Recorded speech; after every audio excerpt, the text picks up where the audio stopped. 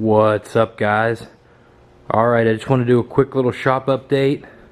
Basically let you guys know what I've been going on. It's been super cold the last few days, like 0, 5, 10 degrees, and I haven't got that much done out here in the garage. But today it jumped up to 63, which is like super weird.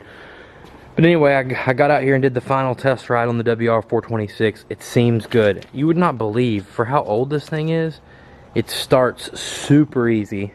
It idles great, it revs great.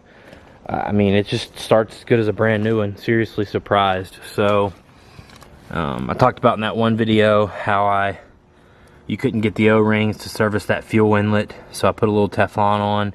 It has the absolute slightest little seepage by it. So, not much I can do. I'm just going to turn the gas off and it'll be fine for a long time. So, yeah, you'll probably be coming to pick this one up anytime. Also, the WR450R El Cheapo project. Took this thing for a good ride today, not just around the driveway, but up and down some fields and a couple light trails here close to the house. It did great. At first, when it was a little cold, it had a couple little jetting stutters in it. But as it warmed up and I let it cool down, second, third, fourth rides, it smoothened out. It's easier to start. It revs good. It pulls smooth. I was surprised.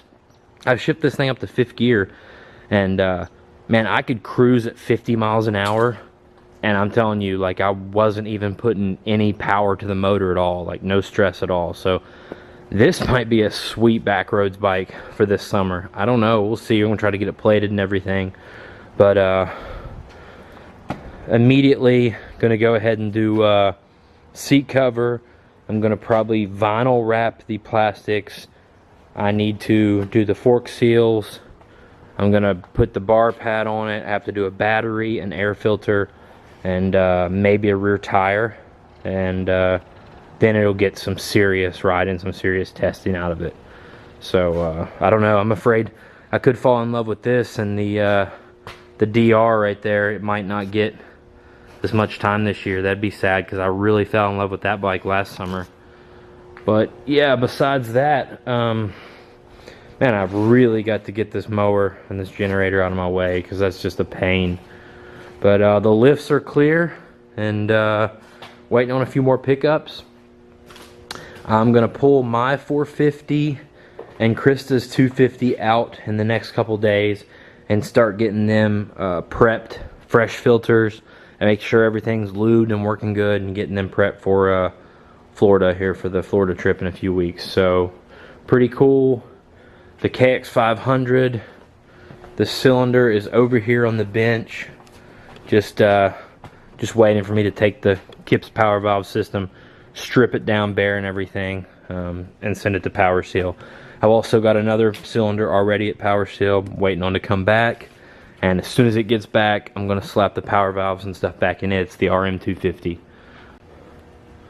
Oh yeah, this 2014 KX450F, about to order the parts. Going to do a top end on it, and then move on to plastics and graphics. So we'll start with the top end though. So this will be going up on the lift next to start being torn down. So besides that, guys, that's about all I have going on. It's been messy outside. If it's not frozen, it's muddy, and it looks like it's going to be that way for the next few weeks at least. So I do have videos set to publish and come out, and when I get down to Florida here in the next few weeks, and I'll have a lot of riding videos. 2 or 3 different tracks we'll be ripping at. There'll be vlogs, be all kinds of stuff. So stay tuned, bear with me. Thanks for hitting up my premieres. Thanks for liking, commenting, subscribing, smashing that bell. Thanks to the whole YouTube fam. I'll catch you in the next one.